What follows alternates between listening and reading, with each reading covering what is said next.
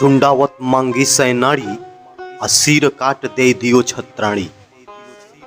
दोस्तों, राजस्थान में गाया जाने वाला यह गीत वीरांगना हांडी रानी के अमर बलिदान का सबूत है। मेवाड़ के स्वर्णिम इतिहास में हांडी रानी का नाम अपने स्वर्णिम बलिदान के लिए अंकित है।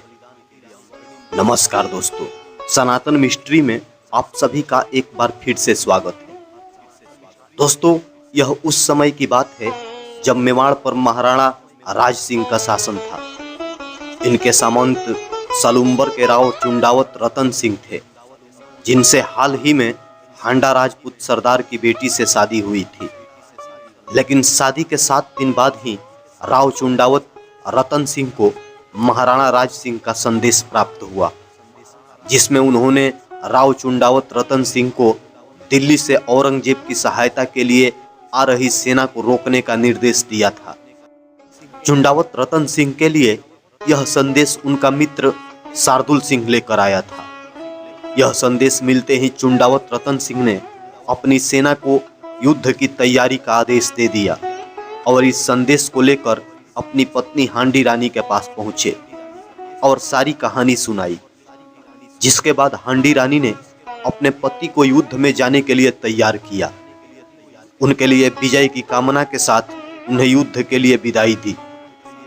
सरदार अपनी सेना के साथ हवा में बातें करता हुआ उड़ा जा रहा था, किंतु उसके मन में रह रहकर आ रहा था कि कहीं सचमुच मेरी पत्नी मुझे विसार न दे।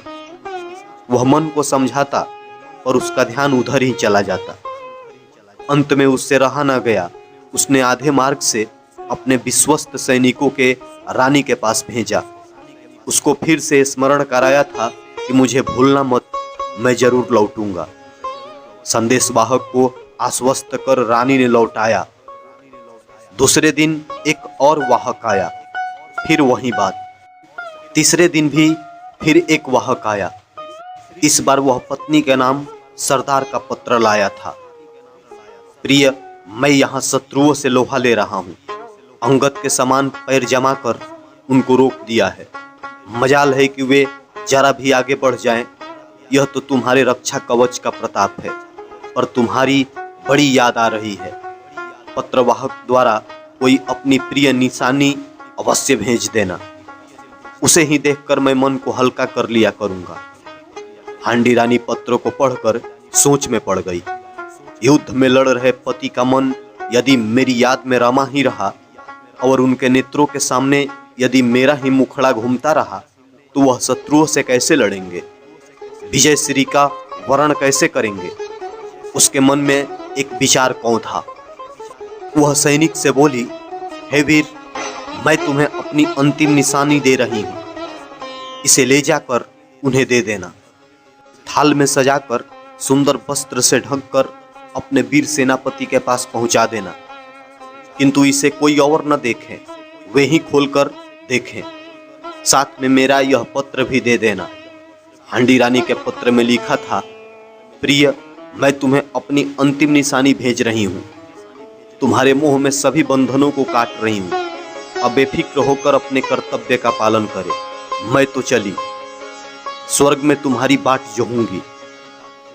पलक झपकते ही हांडी रानी ने अपने कमर से तलवार निकालकर एक झटके में अपने सिर को उड़ा दिया और वह धरती पर लुढ़क पड़ा। सिपाही के नेत्रों में अश्रुधारा बह निकली। दोस्तों, कर्तव्य कर्म सबसे कठोर होता है। सैनिक ने स्वर्ण थाल में हांडी रानी के कटे सिर को सजाया, सुहाग के चुनर से उसको ढका। भारी मन से युद्ध भूमि की ओर दौड़ पड़ा। उसको देखकर हांडा सरदार स्तब्ध रह गया। उसे समझ में न आया कि उसके नेत्रों में अश्रुधारा क्यों बह रही है। धीरे से बोला, क्यों यदु सिंह, रानी की निशानी ले आए?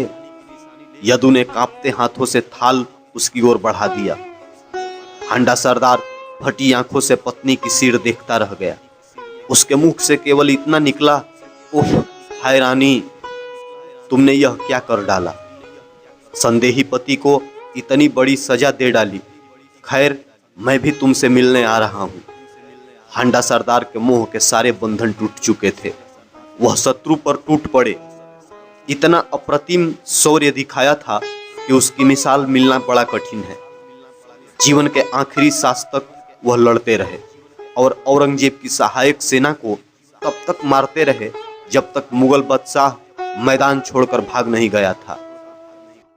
दोस्तों, इस विजय का श्रेय आज भी राजस्थान के अंचलों में हांडी रानी को उनके अमर बलिदान की यशोगाथाओं में दिया जाता है, जिसके चलते इसी वीरांगना के नाम पर राजस्थान सरकार द्वारा राजस्थान पुलिस में एक महिला बटालियन का गठन किया गया। गठन के बाद इस महिला बटालियन का नामकरण इसी वीरांगना के नाम पर हांडी रानी महिला बटालियन रखा गया है।